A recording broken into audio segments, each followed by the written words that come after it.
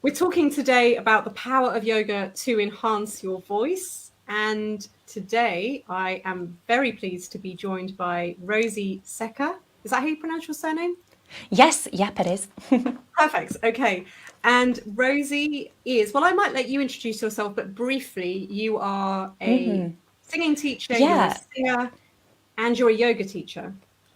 yeah, that's exactly right. So primarily, I started off as a singer, became a singing teacher alongside performing, and then found yoga and became a yoga teacher as well. And now it's all just joined together, which is awesome. Absolutely. And so you've got your business called Vox Yoga. That's the name of your business. And so I've been doing yoga for a while, a long time, and I'm not brilliant by any stretch of the imagination. I still can't do a handstand or anything like that, but I really enjoy it. And I went to one of your classes, I think in lockdown, and it was I mean, I've literally done classes around the world. I've done thousands of classes around the world over the years. And your class was the first class I'd ever sang something while doing various postures. So I thought it was just really, really fascinating. And obviously, knowing you've got the singing background, although we're really talking primarily today for speakers, because that's my client base more now, but essentially the voice is the voice, whether we're speaking or we're singing. But one of the things for me that I love about yoga, which I think that other forms of exercise we don't get this from, in my opinion at least, is it's really a mind, body, spirit practice. And for me, the voice is a mind, body, spirit instrument. We are our body, which is our voice. We are the mind drives our voice as well. Like we know that when we feel anxious, it affects our voice. When we feel sad, it affects our voice. And also the sort of spirit. I think that's, for me, the voice is giving sound to our heart and our soul. So there's a real kind of spirit. And so I feel like it's the perfect practice to complement working with your voice. But before we get into that, so you mentioned obviously you started. So were you a singer first? What came first? What Yeah. you were a singer first? Yes, I went to Birmingham Conservatoire, trained in opera, always wanted to sing contemporary though. Yeah. um, Went and did my master's at drama school, so I did a lot of speech work there as well. And then it was that thing of, yeah, graduating, doing little bits of performing work here and there, and then got one day a week teaching at a school and just became fascinated in the voice science and working with different voices and different singers. So then it just started to kind of, my work transitioned to become more, yeah, more teaching based. But I still perform. I suppose it's probably about 10%, I reckon, of my work. Yes. Yes. And so where did yoga come in for you? Were you always doing yoga, or was it something you thought, oh, I need something to support me as a singer? Or how did you get into that? Yeah, it's so funny. And I'm very, very open about my introduction to yoga as well. But I tried a class when I was about 19, 20, so in the middle of my undergrad degree, and I thought, okay, I need to get fit, I need to get moving, I just need to do something. And I went to yoga and I just found it so boring. And I was like, oh, so I started going to Pilates and spin class, and that was what I liked. And I was like, oh, yeah, it was all right. Yoga was okay. And so I didn't come back to it until I was about 25.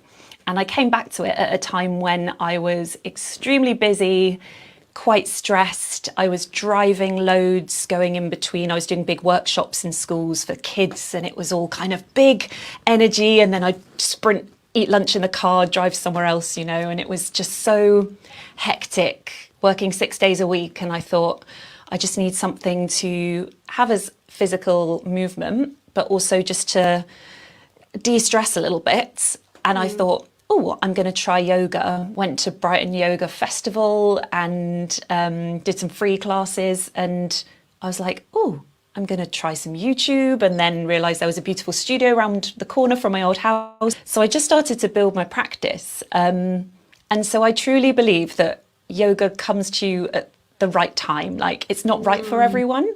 If you need it, it's there and it can have different benefits for everyone. So yeah, I honestly didn't enjoy it at first. And now I love it. It's so interesting because I think I mentioned to you before, like when I very first started doing it, I think I was only doing it because I wanted more of the stretching part of it. And because I'd be sitting at a desk all day or sitting down all day. And Yeah. I remember being in Shavasana thinking, when is this going to end? I really need to get to the supermarket. Why are we all sitting here for like 10 minutes? I was bored. I was fidgeting. And now I look forward. In fact, that's my favorite part, actually. Like lying Yeah. down, being in my own zone. Yeah. And So that's, it's such a big part of it, I think, as well. it is. And I've been told, and I'm sure you can, it's actually the most important part of yoga because a lot of people often want to rush off before they do that sort of shavasana. But I've been told it's the part of the class that really kind of solidifies all the other aspects of what you do. Yeah, and it gives it a chance to kind of, although we're supposed to be switching off, like often just reflect on how you're feeling and kind of know that you've just spent however long, whether it's 30 minutes or 75 minutes for yourself. And, Yeah. we get the thing I like most about yoga is how it gets you into a sort of, I'd say, energy kind of, it doesn't have to be a meditative state, but it changes your energy in a way that you can kind of decide. You can use it to energize, you can use it to calm, and you have that kind of time at the end where you can just let that energy just wash over you, really. And yeah, it kind of settles everything before you go out into the world again. Absolutely. And I know for me, it's one of the few sort of forms of, I use the word exercise loosely, but it's one of the few forms of exercise I think that you can literally do in whatever sort of state you're in, emotionally, almost to some extent physically, because you can modify things. I think I mentioned to you when I was really jet lagged, whenever I go somewhere and I'm really jet lagged, I'll usually go and find a yoga studio because I find it really helpful in helping me sleep and helping me acclimatize. So I found it really beneficial when I've gone through really emotional times in my life, really stressful times. I find it very, very therapeutic. So for me, it's probably more of a sort of therapy actually than a form of exercise, but then it happens to have that benefit as well. Yeah, exactly. And I think that's the joy of yoga is there's so many different types of yoga and it can be what you want it to be. And Yeah. yeah, you can kind of assess if there's a quick flow, and you need to slow it down, you can do the exact same, if it's a physical practice, exact same physical flow, but you just move slower with your breath. Yes.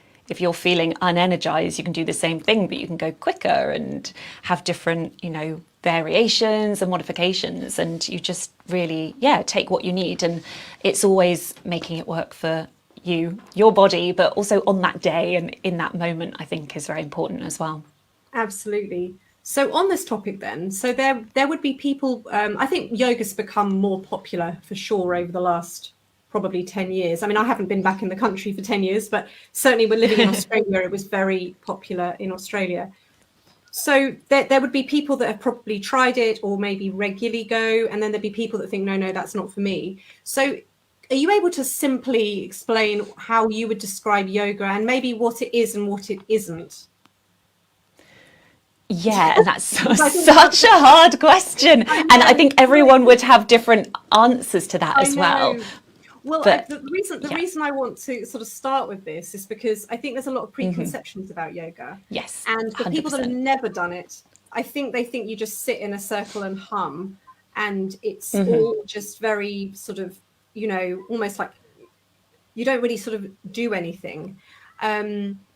And so I think sometimes people are maybe afraid to go and try it, and perhaps they would really love Yeah, it if they did go. yeah, definitely. And yoga essentially just means union, that union of, like you said, body, spirit, mind. I always put breath in there as well because it's so much of it has a focus of the breath, which is why I think it's fantastic for voice users. Yeah. Um, so yoga, our Western view is very different to kind of in the East where it originated. And there are so many different types of yoga because it originated with just some simple seated postures that were used for meditation. However, then asana, the physical postures, were developed, and it can be a very physical practice. So it really does depend on what kind of yoga and what type of class you go to.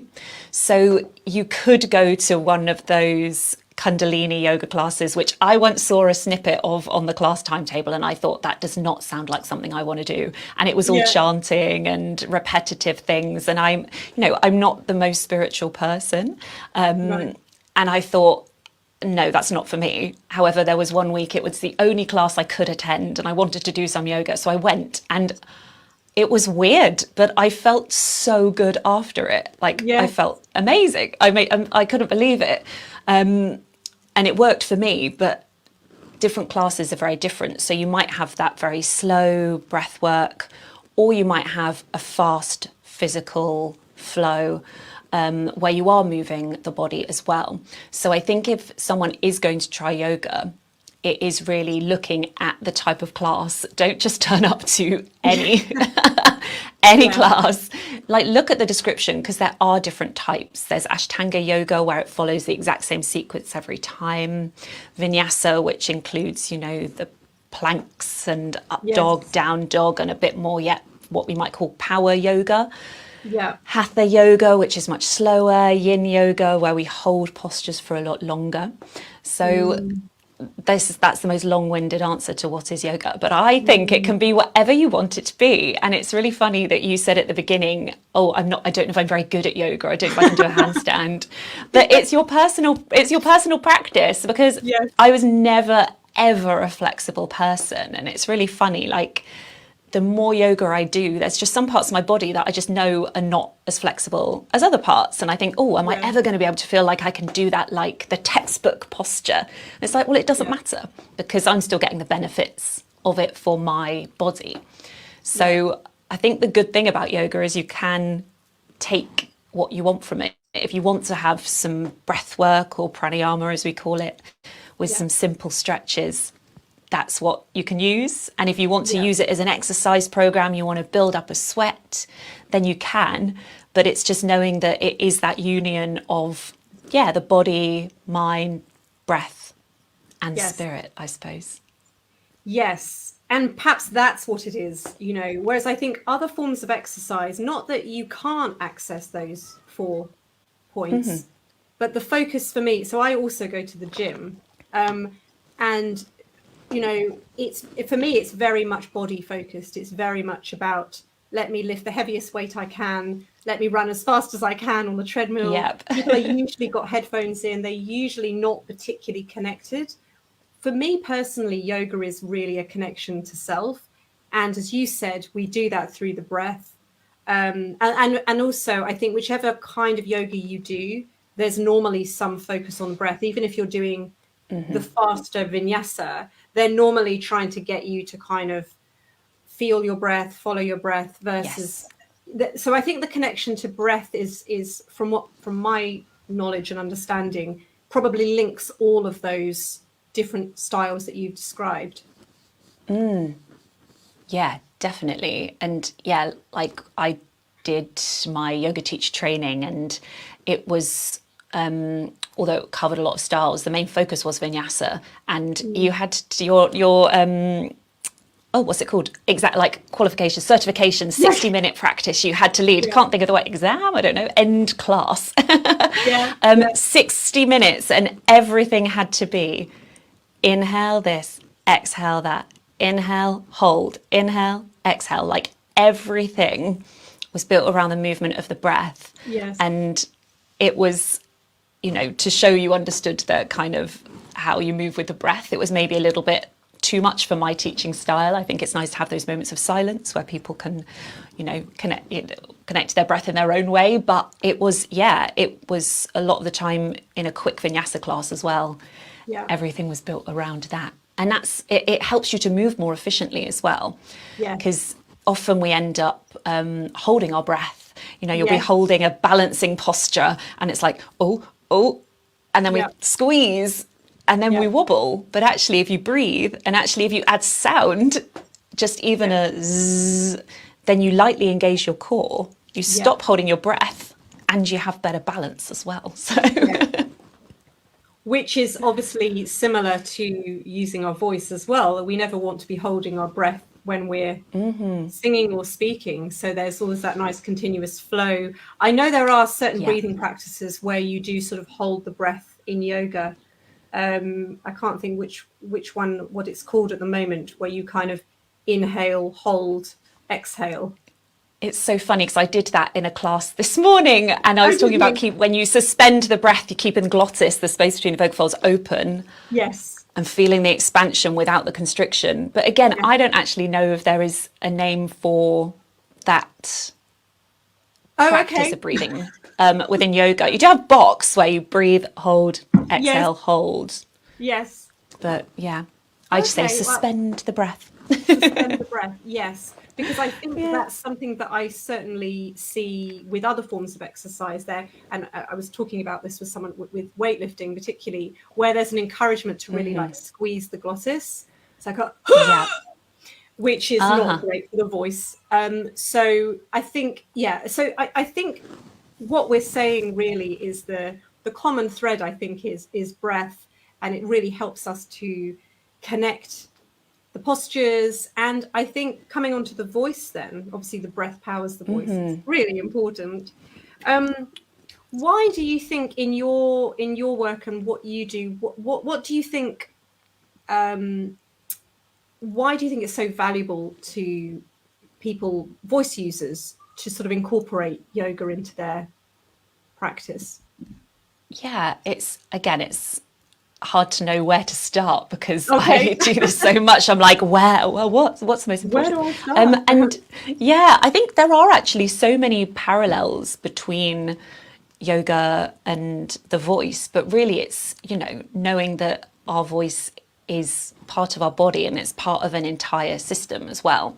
Yeah. So it might be parallels between alignment. Yoga, we're working from the ground up. We're thinking about everything stacked on top of each other, whether we are just standing there or we're in Warrior 2. We're thinking about how everything's sitting. Where, of course, when we're speaking or singing, yes, we might not always be stood up straight. I don't want to ever say that. In line. We might be needing to move, use our arms. We want to have the freedom and the flexibility. So yoga's great to give us that freedom of movement. Again, one of the reasons I came to it was I was a classical singer that was stuck like this with a choral folder in front of them for so many years. And I just looked like this and I was too afraid to use my arms. Whereas I feel that yoga's been a massive thing to help me just free everything up. And have the flexibility. It also gives us more freedom in the pelvis and the rib cage, and those are so vital parts of how we physically make sound. So there is that physical aspect, and again, it doesn't have to be a power flow. It might just be stretching and breathing to find that release. And then the energy as well.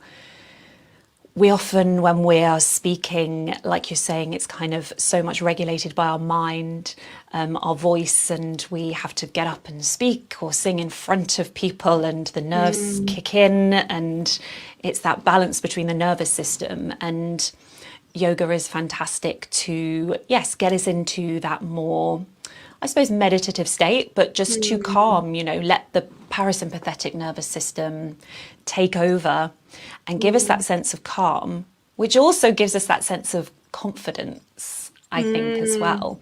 Absolutely. And it might be that finding that confidence isn't just through calming the nervous system. It might be that you're in that warrior posture and you feel this openness and this sense of broadness and you feel powerful.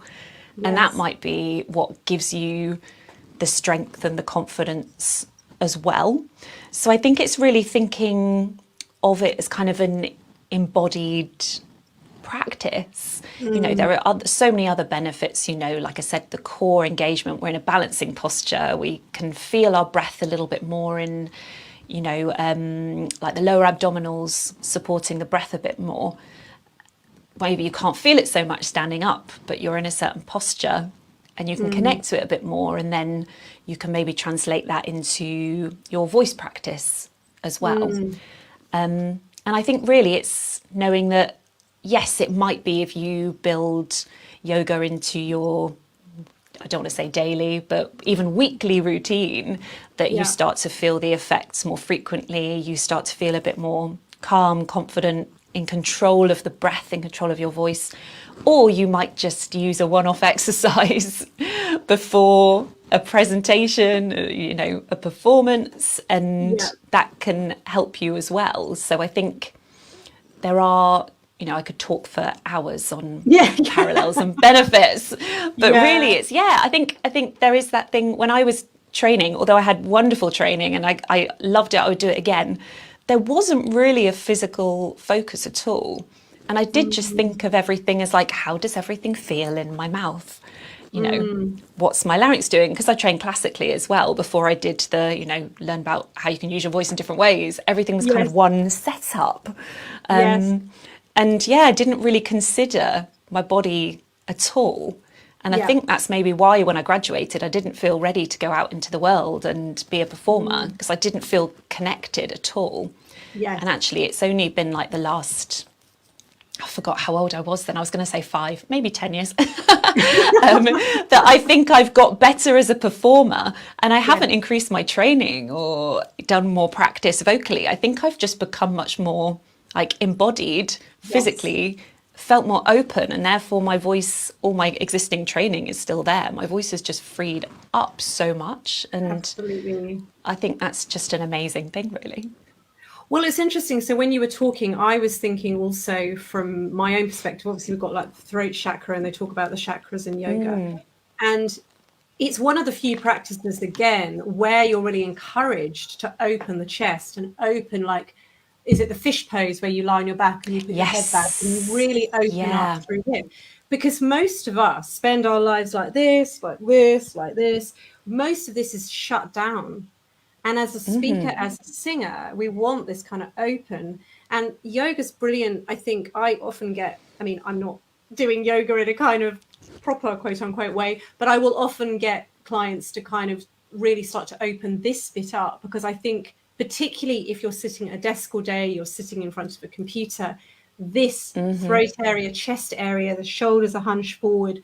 So some of those postures, I think, for me, just opens things up in parts of the body which are absolutely critical for voice, in ways that we just wouldn't normally with probably any other form of exercise. Yeah, definitely. And I'd never felt those effects until we had lockdown and I was teaching full-time online in front of my computer. And although I sit at the piano locks at a company as well when I teach, just naturally was standing up and sitting down much more. And I kept saying, I'm on Zoom, I should really stand up when I teach. But there was this weird lethargy at the start of lockdown. Yeah. And it was just, and then you'd finish teaching, you'd walk to your sofa over there, and then you'd sit down.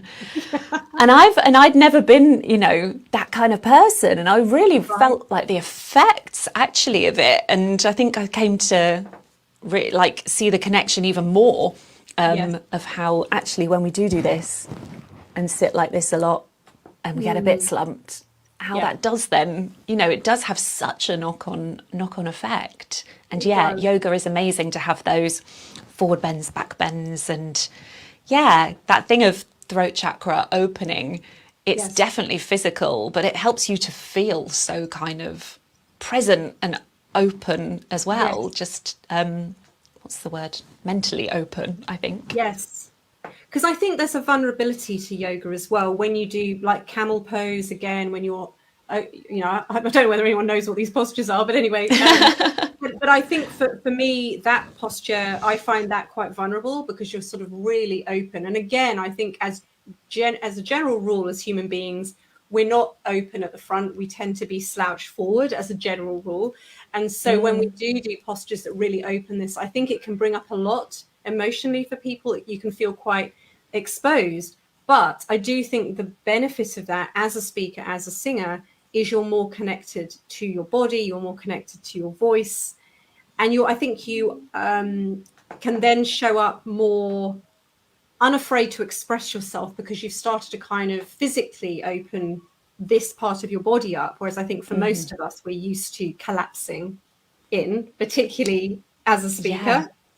But the other thing I was going to mention as well, which just again came into mind, is I think yoga can also be useful to kind of counteract some of the, let me say, I don't know, maybe poor posture is not the right word, but for me, for example, when I'm singing on stage and I'm wearing heels, that can really tighten my hamstrings. I might get like a sore lower back.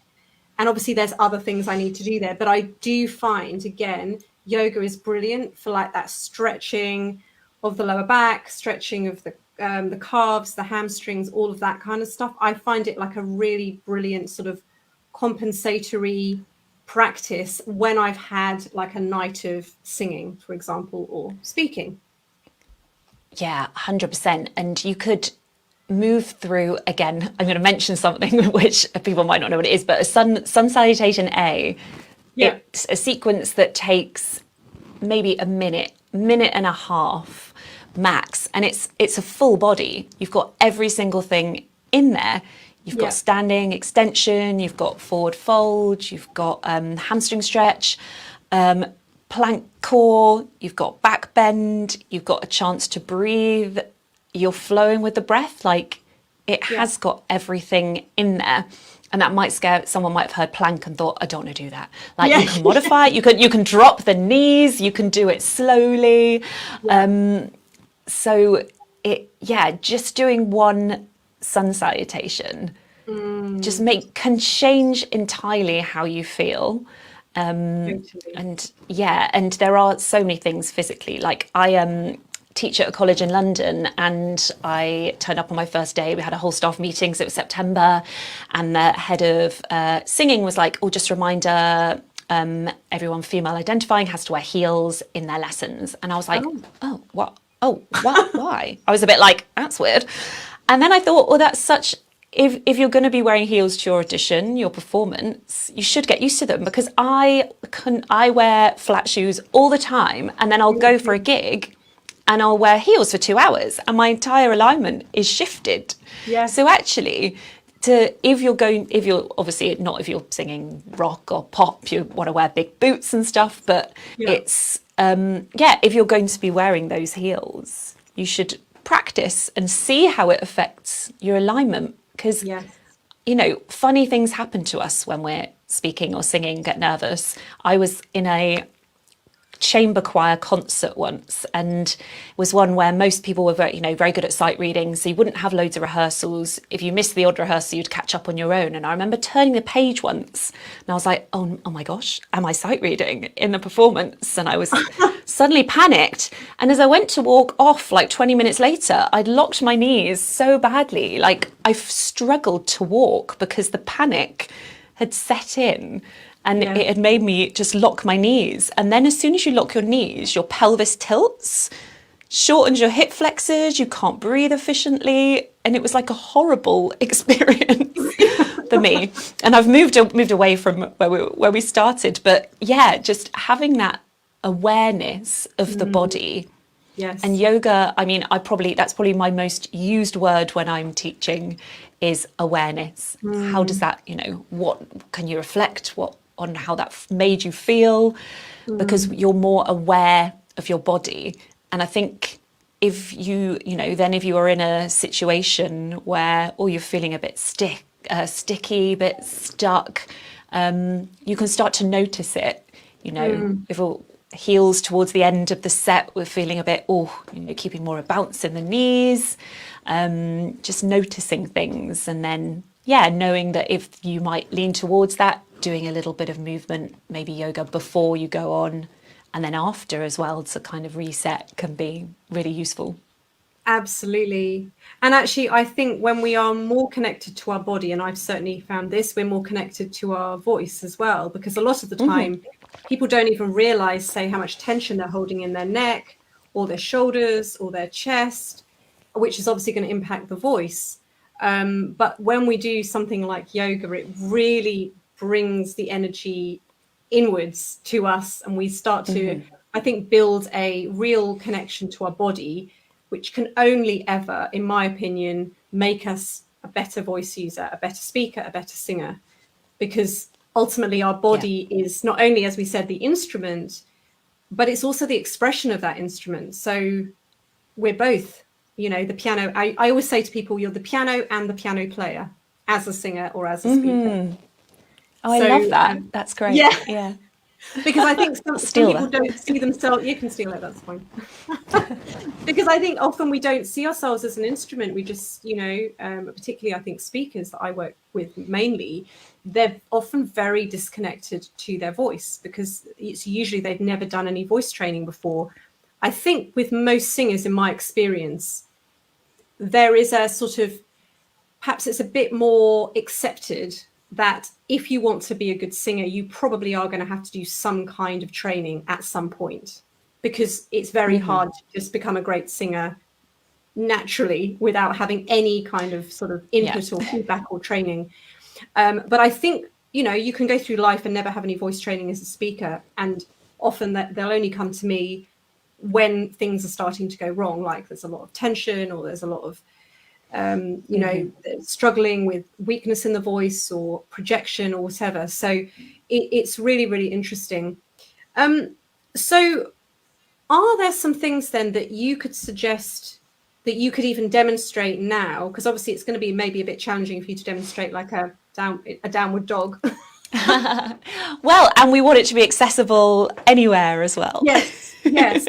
So maybe for people who are very desk bound, and or I guess they could stand up, whatever you prefer, but maybe some things they could do where you don't need any real sort of knowledge of yoga, but some simple things they might be able to do. Yeah, definitely.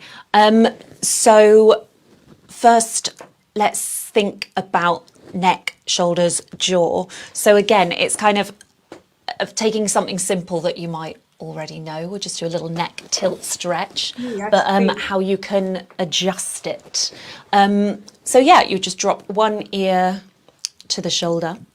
And again, you always work with what feels good, because with neck tension, you want to be very mindful. So you can take as many steps as you like. Using the opposite hand just to have a little bit of support. And again, you can start to just move the neck slightly from side to side. And then we've got all these options with our other hand. So we can already connect to our breath by doing a bit of massage down the jaw and the neck. So we can breathe in, and then on the exhale, a little bit of massage down the side of the jaw. Hard to do when you're speaking. Of course, keeping a bit of space between the teeth. And then you can take it to the neck. SCM, big muscles down the side of the neck. And again, doing it on the exhale, just feels this massive release. And then you can drop the chin to the chest as well. Get more down the back of the neck. And you can move to the shoulders. And it's just getting in there, really, with what you need. And then my other favourite modification for this one is to bend the elbow and bring it behind the back. And then thinking about that opening through the shoulder.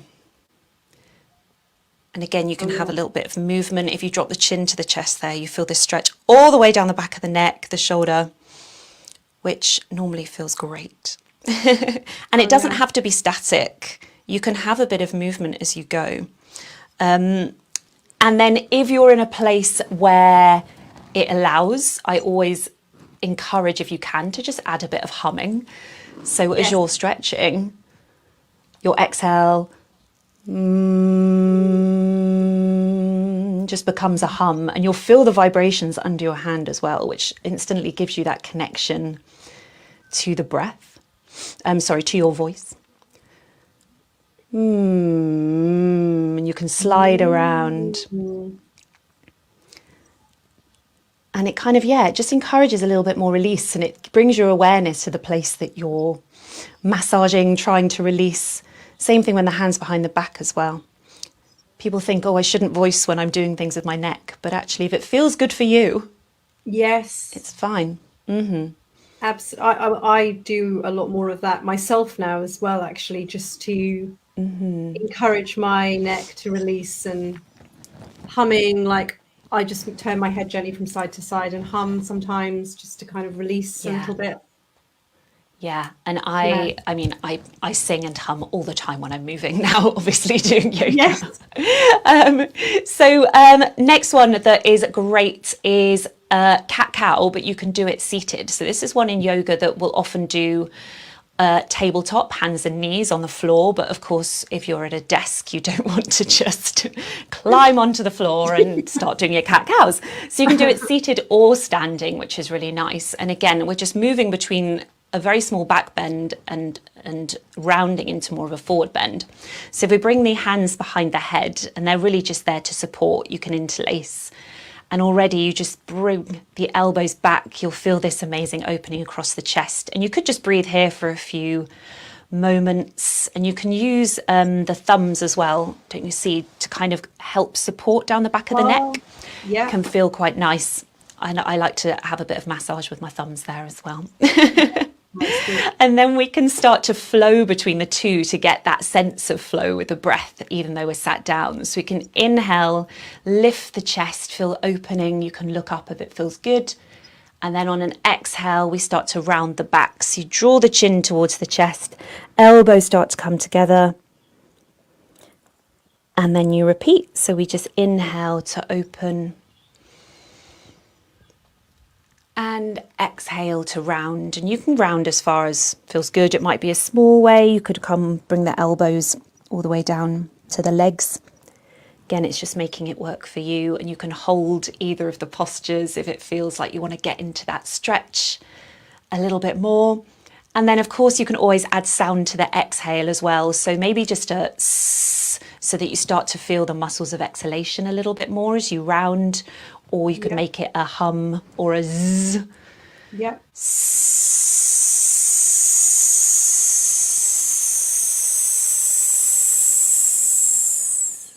And it might change how long your movement lasts for as well, because often when we add the sound to the exhale, it controls the breath a bit more, and then you find you've got longer to move. So trying to keep the movement going as much as you can whilst you're keeping the sound going. So that's great because you're getting all this mobility in the spine, particularly the thoracic spine, which our rib cage is attached to. So the more flexibility we've got in the ribs, the more scope we've got for more efficient breathing. And you're having a flow, as I said, you're connecting to the breath, so it can feel really good. And then one more, which I think old people that sit a lot should do, hip opener. Oh yeah. Let me angle. So, just bringing like the left ankle onto the top of the right thigh. Figure 4 stretch, and then just encouraging the torso to stay long. You can use the left hand to just push the left knee down. Often, again, we just think about our upper body, releasing all tension. We're like, oh, I need to focus on my neck, my shoulders.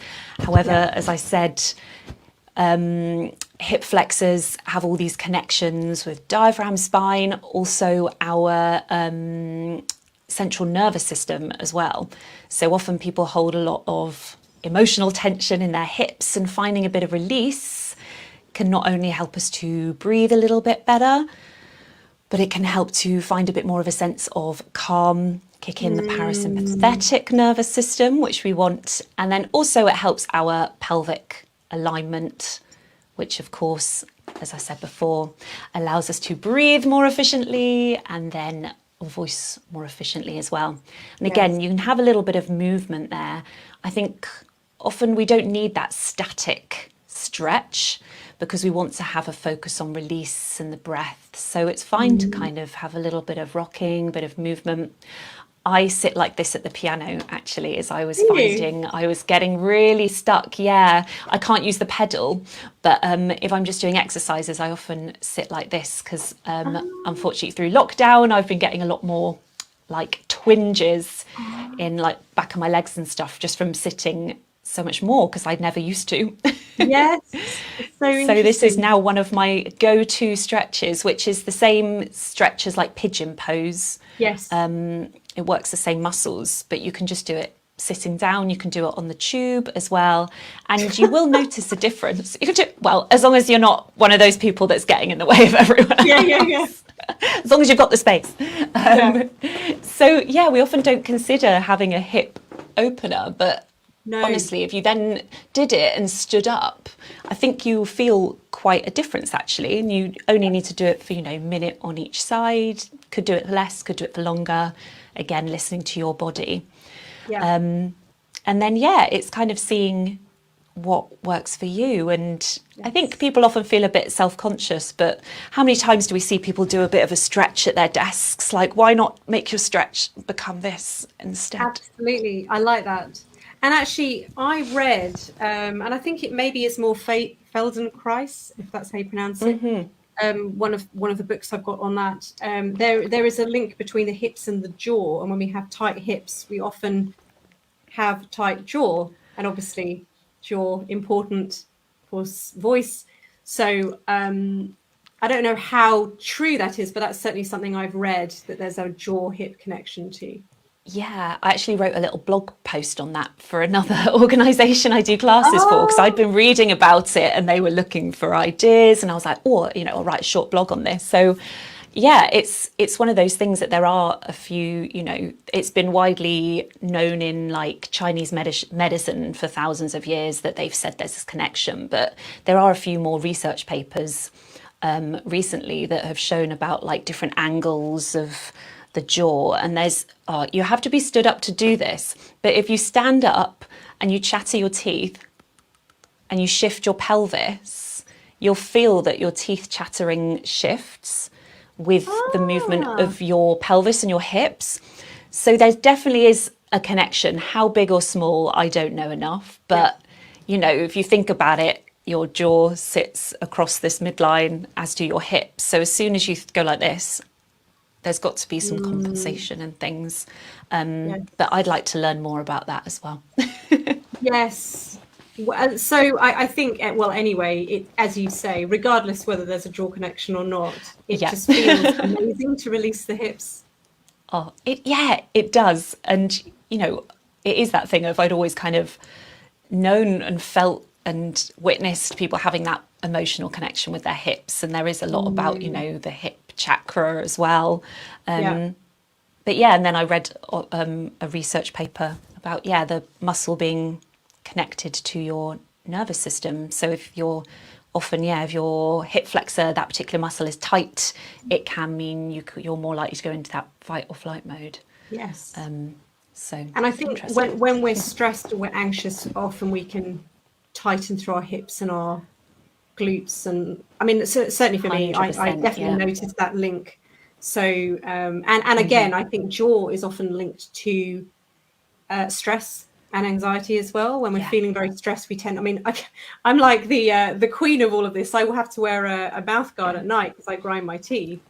And so for me, I know that when I'm anxious or stressed, my jaw clenches, my hips get tight.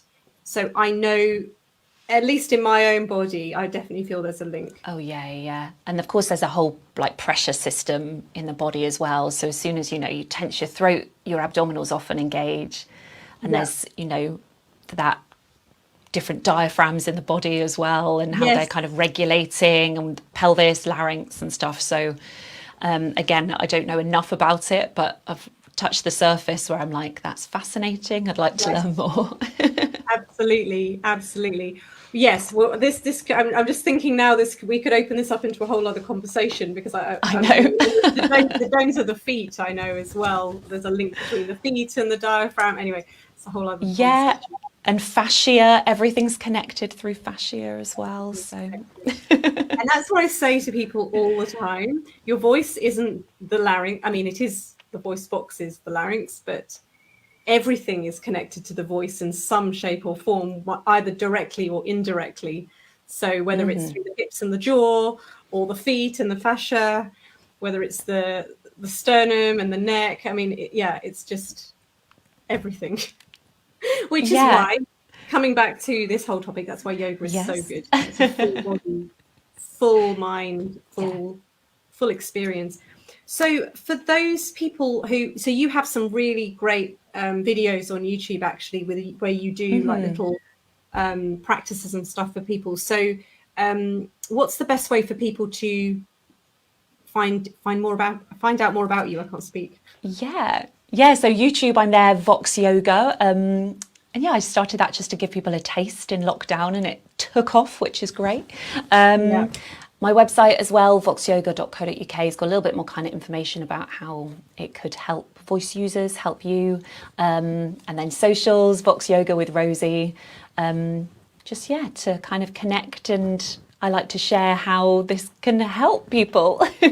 Absolutely. And you do run, I don't know if you're still doing them. Are you still doing your online yoga classes?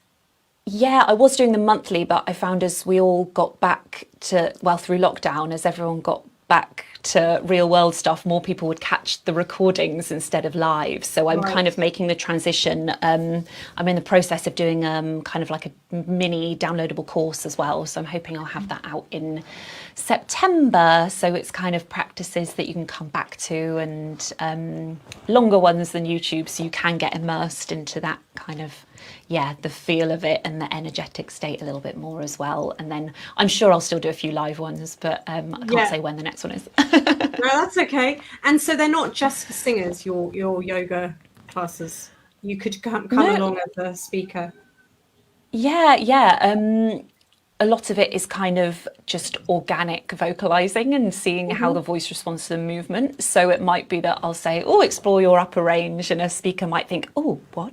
But if you try it, it's going to help to free up other parts of your voice. And actually, yeah, I say people come with, an idea of 4 lines of a song you could sing, or 4 lines of text as well, because then we can, sing or speak in a posture, or just doing some flow, breath work, whatever it is, and then coming to the voice afterwards and see how it feels. So it's definitely applicable across the board to singers and speakers.